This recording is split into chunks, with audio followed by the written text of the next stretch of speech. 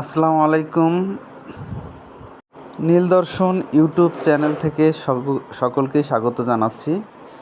আমরা ঘুরতে ঘুরতে চলে এসেছি বুড়িমারির পোর্টে।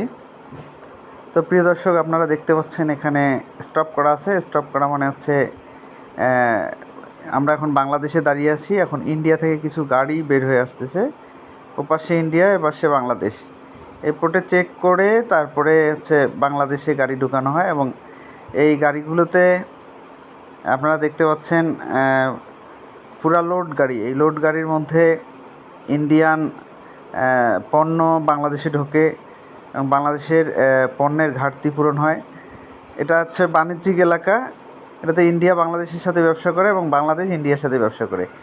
বাংলাদেশের পেঁয়াজের ঘাটতি হলে পেঁয়াজ আসে, অন্য অন্য মালামালের ঘাটতি হলে সেগুলো আসে, এবং ইন্ডিয়ার যদি কোনো ঘাটতি থাকে সেটা বাংলাদেশ বাণিজ্যিকভাবে ইন্ডিয়ার পোর্ট দিয়ে ঢোকানো হয় এবং এখানে বৈধভাবে ঢোকানো হয়।